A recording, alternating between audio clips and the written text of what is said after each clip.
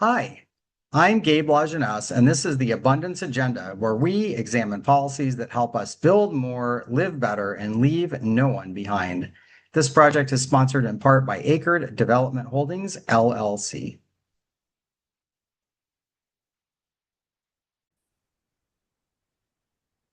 Well, welcome again to another episode of the Abundance Agenda. We're really grateful today to have Dr. Deb Richter on. She's a family practice doctor and also specializes in addiction recovery. We're grateful to have her here. Deb, you've been for a long time a big advocate of universal health care. I heard you present talking about universal primary care, which just seems so important.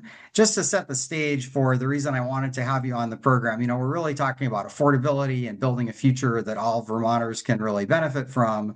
And when you look at affordability crisis that we have here in Vermont, healthcare and housing, like these are the things that really are topping the numbers. We've got in 2024, we saw double digits, some as much as 20% increase in people's health insurance costs, right? Crazy last year, not quite as much, but still, like you look at 8 or 9% increase. I mean, you're just getting to a place where regular working people cannot afford their health care, right? And they're choosing plans that are not optimal and they're sort of avoiding procedures. And there's just a lot that goes on. And then we have a number of people that are just going to be uninsured here as, changes happen, at the federal level as that passes down. And so I just thought I could have you, we've talked before, but I thought I could have you on the program and just, maybe we could talk about affordability. How does something like a universal primary care, which we were pretty close, my understanding is we were pretty close to maybe about a decade ago, the legislature was pretty close to having the Right. solution to get us there, but they, got a little nervous and they didn't get us across the finish line.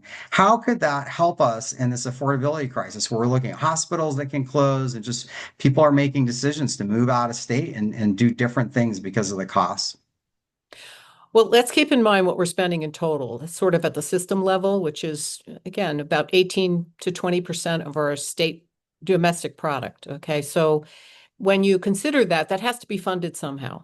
Yeah. And I think it's important for people to recognize that Vermonters, not insurance companies, but Vermonters are paying every single penny of that. They're either paying it through insurance premiums, or they're paying out of pocket, or for things that aren't covered, or they're paying through taxes. So we actually pay in this, and when you compare us to other nations, we pay the highest healthcare taxes in the industrialized world. A lot of people think, "Oh, we can't afford to do this. We can't afford to fix the system." You look at that Um, 18 to 20%, you're saying that's right, more than anybody's paying. We are the most right, expensive in the United States, and you're most saying across the expensive, world, we're more and expensive than anybody. right, and more than 60% of it is funded through taxes. So if you Yeah, look at Medicare and Medicaid, what you yeah, pay for the VA, and then when you pay for public employees' health insurance, and then you look at the tax subsidy that employers get to pay for health insurance, all of that added together is more than 60% is paid for through taxes in some way or another. Then you add the out-of-pocket costs that people have to pay. And then you also look at the amount of money that you spend, well, for insurance premiums, okay? Then you get lower wages at work if you get insurance covered. And then if your employer pays, they charge higher prices for goods. All of those things are contributions that Vermonters are making in some way, hidden ways, which is why it's been harder to get a publicly funded healthcare system, because when you publicly fund a healthcare system, it's actually very out in the open how much you're going to be paying for the healthcare system. Right now, it's hidden. So it's easier to get away with spending the amount of money that is spent on healthcare. So the it's reason, such a mystery, right? I mean, if you yes, watch the proceedings of the Green Mountain Care Board and the back and forth with some of these hospital yeah. systems, it's like, you're watching, they're having to subpoena about executive pay, right? It's like, wait a second, like, why is this such a big secret? We don't want to tell people you're a nonprofit, but we don't want to tell you what you're actually paying your executives, right? Because of Right. all the costs and whatnot. So But I, but I think I just want to also yeah, add that it's not just the executives. There's a huge administrative cost to the way we pay for healthcare in this country.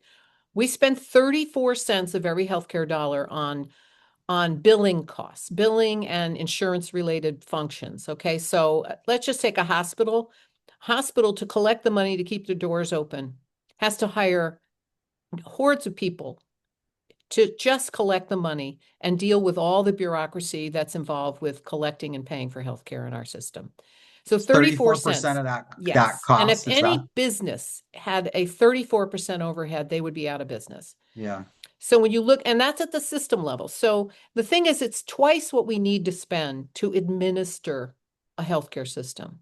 So at the Yeah. national So level, if we you could went to save, single payer, all that yeah, confusion goes away, right? yes, Because there's just one yes. place you're billing and you don't have to worry Right. about all And that. one set of rules, regulations, and reimbursements. So, what we have is I always use the analogy. It's like going into a store, buying a gallon of milk, and everyone paying a different price for with different currency. How many people do you need behind the counter to collect the money there? So that's what we have in healthcare. So we could save significantly. And if you collected the exact same amount of money, let's keep in mind, let's just say we're spending $6.8 billion on healthcare in total in Vermont. Okay. If you collected that same amount of money, that same amount of money could buy comprehensive health care, no out-of-pocket costs for every single Vermonter. Not Okay, at not the even national primary level, care. Not even primary care. not just primary care, Yeah, hospital care, everything. prescriptions, specialists, everything. Yeah. Everything is enough money, but you can't keep spending it on the middleman and the billing collectors and all that unnecessary administration. Right Yeah. now, you need that administrative cost because the system's a mess. It's not a system. Yeah, So so let's all go of back those to the things. Yeah. let's go back to the primary care because I'm an advocate. I think some, Hmm. incremental progress is good. Like, Right. on the housing front, there've been some really good, like both housing advocates and environmental advocates, right, have gotten together and we've, done some reform Hmm. to Act 250 that's really positive. So we can have growth, smart growth in city centers. That's really positive. It allows people to see what can happen and then be maybe more open-minded in the future. The universal primary care seems like, okay, this is something that if people aren't really sure and they're a little nervous of, like, oh, we're not going to have any insurers around anymore, it seems like a good interim step. But my question, is I think about affordability. When we had spoken before, my understanding was that there probably was back when you guys were looking at this and you were testifying in front of the legislature, there was enough money probably within the budget itself, but if not, like a payroll tax of 1.5% or thereabout, Right. right, could fully fund this program. Let's say they decided to do this, this legislative session. What does that do for individuals, like when they look at what they're currently paying for healthcare costs? What does that do for them? Like, are there immediate savings that get passed on? Obviously, there's going to be a lot of Right. reform of the insurance industry and everything else. Right. So let's just explain. First of all, universal primary care includes mental health and substance use disorder outpatient services. So it has a lot. So if you see the pediatrician, you see your OBGYN, you see your family doctor, your internist, all of those are covered. So that's most of the care for most of the people most of the time. Most people don't need a specialist. Most people Yeah. don't need any kind of expensive healthcare. So everyone would get that. Their premium would no longer, health insurance would no longer need to be covering primary care, mental health, and outpatient substance use disorder services. So your premium probably would go down by 5%.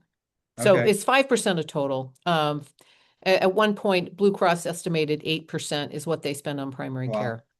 Okay. And their insurance premium hikes have to reflect their level of risk. So they're no longer on the hook for primary care, outpatient mental health, and outpatient substance use disorder.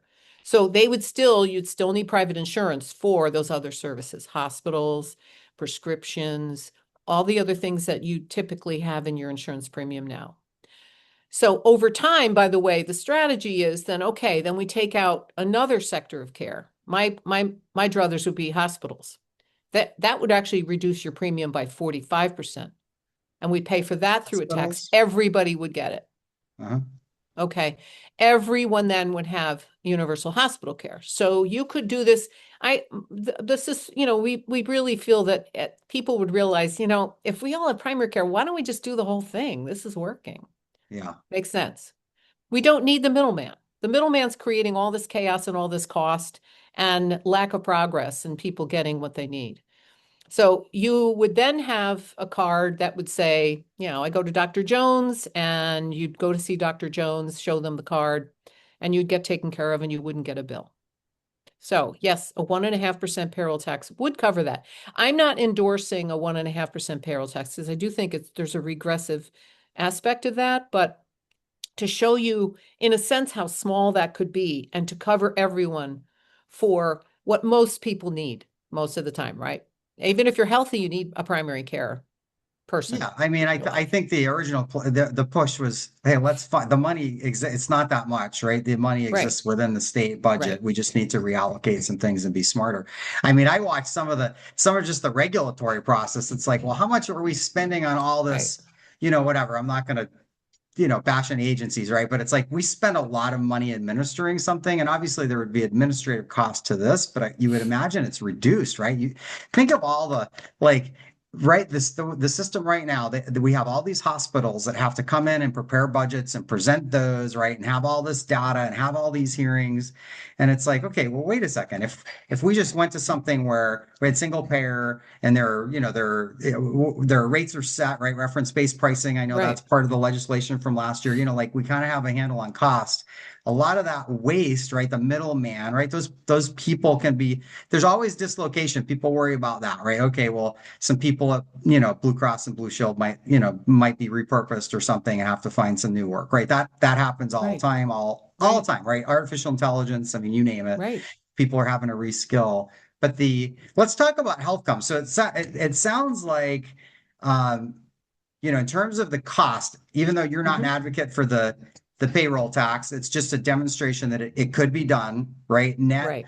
it, you know, with the reduction of your premium cost and then an additional payroll cost. I mean, everybody could get coverage. It's probably a little bit of a reduction, and it moves us towards a process where, as you say, we maybe could look at hospitals next and even get even further reductions. But how about the health outcomes, right? I just look at within my family, not to get on a big soapbox, right? But my dad, they had one of those catastrophic health insurance, like a $10,000 Yeah. cap, right? Like, and he just looked at it and he said, oh, I'm going to qualify, for Medicare next year. I'll just wait. Well, by the time he went in, the pain that he had, it was stage 4 cancer. It's like, well, wait a Oh, second. If you hadn't yeah. waited 10 months, might Right. that have been treatable? Right. And then I had a mother-in-law. This wouldn't happen today because of some of the changes, with the diabetes medication, but she was trying to regulate her insulin because she didn't want to tell people she was having a hard time with a $400 or $500 a month expense, right? It's like, how Oh, ridiculous is this, right? So she yeah. ends up with a dementia. And again, we all Hmm. have these kind of stories where people are gone too soon. What's the data say about when we provide this kind of healthcare? What is the real outcome that we see on the other side? Well, there are mountains of research. Just there's nobody that will debate that primary care, when accessible to everyone, improves the health of the entire population. So if everyone has access, this is known internationally, which is why, by the way, why they spend way more money than we do as a percentage on primary care rather than specialty care. They spend way more because it's, in a sense, much of primary care is preventive. So what you do is someone has diabetes, they already have diabetes, they're trying to prevent complications. Well-managed diabetes prevents complications like blindness, kidney failure, heart disease, etc. That's partly what we do. That's one of the things that we do when you come in on a regular basis every 3 months to get checked, whatever. Which is probably something your mother-in-law didn't do because that there's a copay to that and a deductible to that. And a lot of people avoid care. And when you avoid primary and secondary prevention, you're going to end up with more disease in a population and as an individual. So we do know in terms of outcomes that we don't do as well as other countries when it comes to outcomes, much of it due to the prevention and primary care aspect. Because again, these other countries have a public investment in everybody getting better. So they go, well, where can we invest our money to make it worth more and a much bigger return on investment when you invest in primary care and prevention. So more people get their vaccines, more people, they have more regulatory measures on industry and things like that because, to prevent disease from happening. So what do we know? We know that other countries who have more primary care available, they do better. Their outcomes are better in terms of heart disease, life expectancy, lower infant mortality. They live longer than we do. They Yeah, so die. better. So, of so let, cheaper yeah, costs, right? Better, yes, better right, outcomes. What are right, you finding in terms of, again, when you look at how popular this is, it was interesting. Like, so, from, again, I've been working on a lot of housing stuff. And so on the housing front, like when people look at, rent compression and sort of freezes on rent control type things, like right, economists are like, this right. is not a great idea. But yet we Mm-hmm. saw what happened in New York. It was a very popular idea that Mondami was going to bring in something to deal with an affordability crisis that they're having. Is this similar where politicians maybe don't like it, but the people really want it? I mean, what do you find when you ask regular Vermonters what they want? Everyday Vermonters, even when I ask business people what they want, especially universal primary care.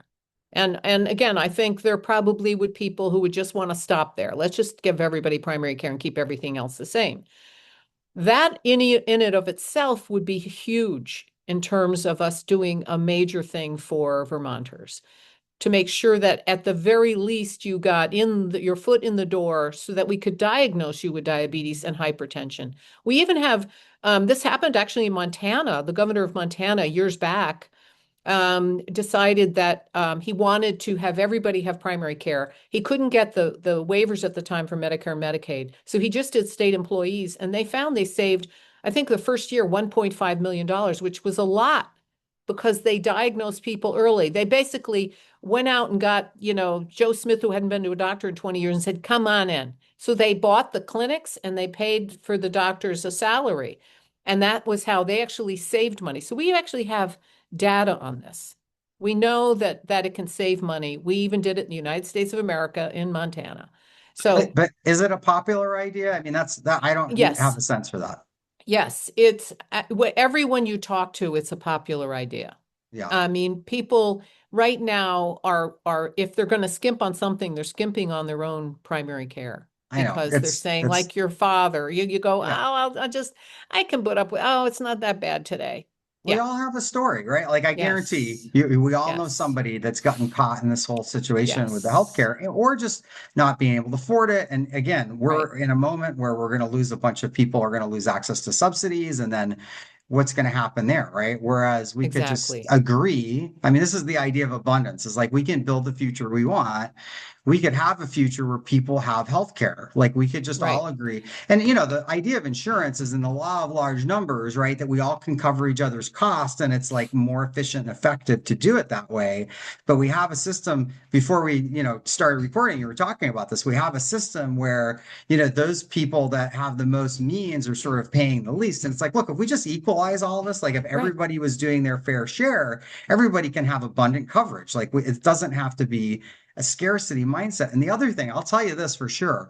If we did this, right, we are one of the big issues with Vermont is the demographic Hmm. challenge we have with not a lot of young people. Right. And I'm telling you, people would move to Vermont if they knew that they Right. could get the right care. I have met many, many people who have moved to Vermont because of our very excellent special education treatment, right? They have a kid Yeah. that has a challenge, and we're so good at, the IEPs and all the things associated with helping these special kids that they have picked up and moved across the country because we have a reputation for being good at that. If we had some kind of universal Right. primary care, if we just started there, you're going to see people vote with their feet. They're going to say, I want to live in a place where I know that I'm going to have the coverage and the health care that I need for me and my family. Right. I don't know if you have any comments about that. Well, I do. I think there's several. First of all, the economic effect of we right now we regressively finance healthcare. So the poor and middle class pay a much higher percentage of their income for healthcare than those of higher means.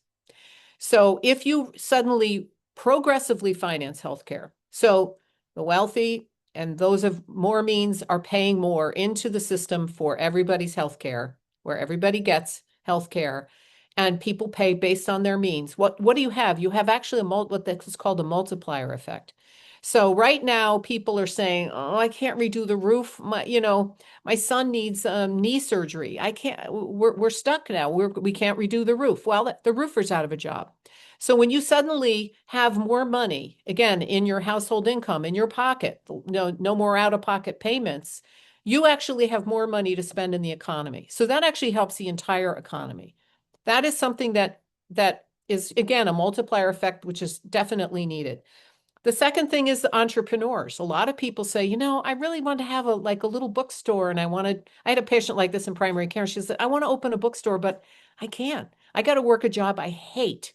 She was some kind of a legal secretary and she got insurance for it. She said, I just can't stand this job, but I want to open a bookstore, but I can't because I need the health insurance. So the entrepreneurs, and imagine how much creativity is stifled because people have to stay in jobs that they hate for healthcare. So that would be one. I think the other thing is not only would people want to move here, but also physicians and would be less likely to leave primary care, especially, okay, less likely to retire early, and more would be attracted here if everybody had coverage. It's really, it's morally bankrupt when you start feeling like, oh my God, my patient can't afford this treatment that I'm recommending. I can't tell you how heartbreaking that is as a physician. When you suddenly say, "Ah, all right, here's what you need, and this will make you feel better, and you're going to get better if we do this." And we don't have to worry about them being able to afford this appropriate treatment. That is a very attractive thing for physicians, especially primary care. We don't go into it because we make a lot of money. We go into it because we love taking care of families and we love the interpersonal relationships that we establish with patients. So all of those are the reasons that I think that this would make sense for a lot of economic reasons, but more importantly, moral reasons of why we should be doing it. Well, Deb, thanks for being on today. I do want to ask one last question. I mean, I look at there doesn't seem to be a lot of political will. I mean, I was fairly disappointed in the Biden administration, as much as Right. Bernie has been touting universal care for years, like it wasn't a focus of anybody, it didn't seem like for 4 years when they had a lot of control and a lot of, so if we're waiting on somebody to come in and save us, it doesn't seem like that's going to happen. How do we get our Vermont politicians to see this as a priority? Well, I think it's going to assert itself very well when we start seeing the cuts in Medicaid and we start seeing those subsidies go away and we see a precipitous rise in the number of uninsured. What you're going to see basically is probably 4 or 5 hospitals who are already teetering. I'm talking the smaller community hospitals, not UVM. I'm talking about the smaller ones who are already teetering on the edge of bankruptcy. We're going to see them fall into bankruptcy. Then the legislature is going to have basically a crisis on their hands that they're going to have to face this. This is going to be incredibly obvious, and they will hear people screaming from the rooftops, "You better do this. We're not going to take this anymore. You need to, if you took this job, you took this job to be a legislator. Now it's time to do something." So again, I would encourage people to call the governor, and I would urge them to call Jill Krowinski and Phil Baruth. And those are people basically that are heads of the House, the Senate, and the governor, and push them to start with primary care. That's most of the care, most of the people, most of the time. We're paying for every single penny of this anyway. Demand that our money be well spent and be spent on us based on our ability. Everybody in, nobody out. That's really the motto. And that Thanks would so make much. Vermont more affordable. That's it. Thanks so much, Dr. Deb Richter. Thanks for being on and educating us a little bit on universal healthcare in Vermont. Happy to do it, Gabe.